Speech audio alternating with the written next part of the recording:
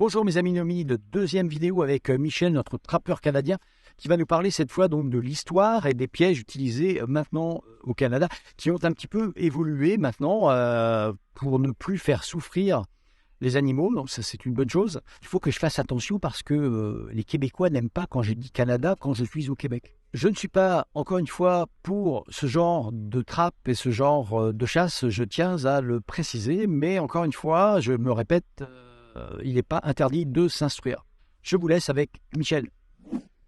L'origine des fourrures, évidemment, ce sont les Européens qui l'avaient, mais quand les pêcheurs français sont arrivés sur les côtes du Canada, pour pêcher la morue principalement, ils accostaient, et puis ils sont rentrés en contact avec les tribus amérindiennes, et là on s'est aperçu que les Amérindiens avaient des peaux de castor.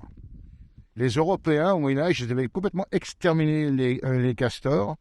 Et puis, quand on a vu qu'il y avait de nouveau donc, une possibilité de récupérer des peaux de castor, c'était un peu l'Eldorado. Et le tout début de la colonisation, donc ça s'est fait avec les fourrures. Henri IV, c'était le premier roi donc, à donner l'autorisation de commercer avec les fourrures, mais ça avait commencé un petit peu avant. On a légalisé avec Henri IV en 1600 dans ces années-là. À partir de ce moment-là, donc, toutes les fourrures partaient sur l'Europe, principalement, donc, on va dire, la France. Je reviendrai sur le castor tout à l'heure quand je vais vous montrer les fourrures.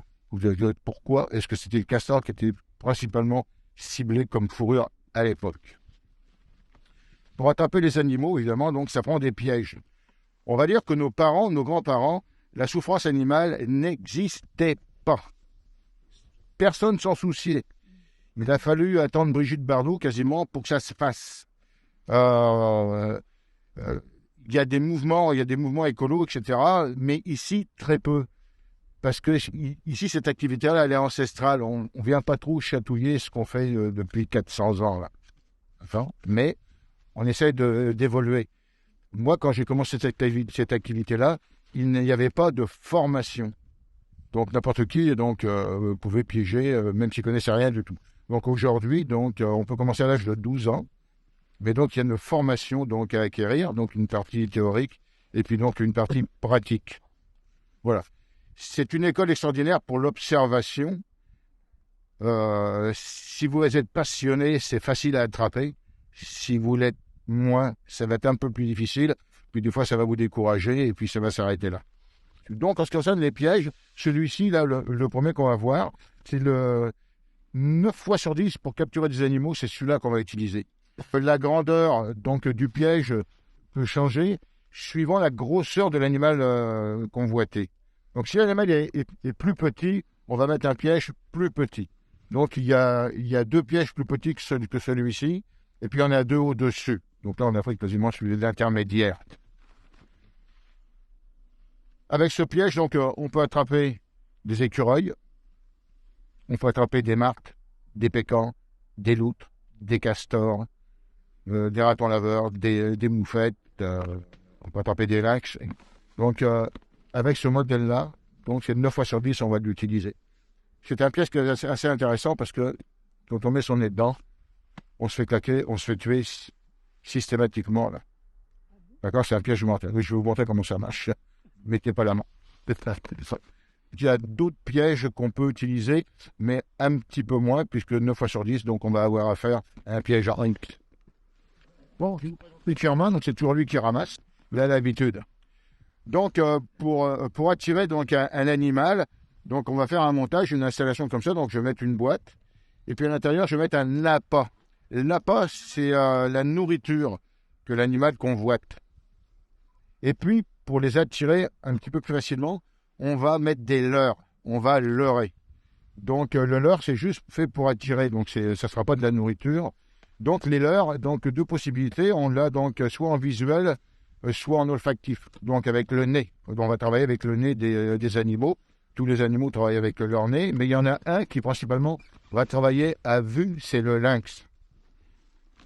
Un lynx, ça voit très, très loin. C'est-à-dire que dans les arbres qui sont complètement là-bas en face, je pourrais accrocher une aile de pigeon, une aile de perdrix, et puis donc on met ça avec un petit fil de pêche, et avec le vent, donc ça va balayer.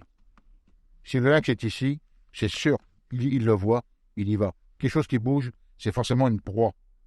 On va aller dessus, c'est évident. Quand on est un petit peu plus proche, on peut leurrer aussi avec de l'olfactif, donc pour le lynx. Mais une fois que l'animal il se dirige, c'est déjà pas mal gagné là. D'accord. Les animaux les plus, je veux dire les plus méfiants, donc ça va être les canidés, donc le renard, le coyote et le loup. Et puis dans ce sens-là, hein. Donc le plus facile, ça va être le renard, mais c'est intelligent, tout le monde le sait. Après, ça va être le coyote, puis après, ça va être le loup, donc à la fin. Okay. Dès lors, j'en ai quelques-uns, si je peux vous en sortir, parce que quand je suis en intérieur, je ne peux pas les sortir. Parce que si je rentre à l'intérieur de l'auberge avec un leurre, si je l'échappe, il n'y a plus personne dans l'auberge pour certains leurres. Ça sent pas bon, mais ça attire les animaux sur des grandes distances à bon vent. Juste pour vous donner une petite idée, un ours polaire, c'est capable donc à bon vent de prendre des odeurs à 10 km. Nos ours bruns ici, on dit 2 km. 2 km à bon vent, ils vont ramasser l'odeur et tout de suite, ils vont se diriger. Parce que si ça sent quelque chose, il y a forcément peut-être de la nourriture. Donc on va venir voir, ne serait-ce que par curiosité. Là ce projet, mettons pour un pécan, à ce moment-là, donc je leurre, si le vent balaye, donc il va balayer, on va dire, le reste de la forêt qui est ici. Et si l'animal passe, donc il sent, c'est sûr qu'il va monter sur l'installation. D'accord? Ici, il y a des fourchettes.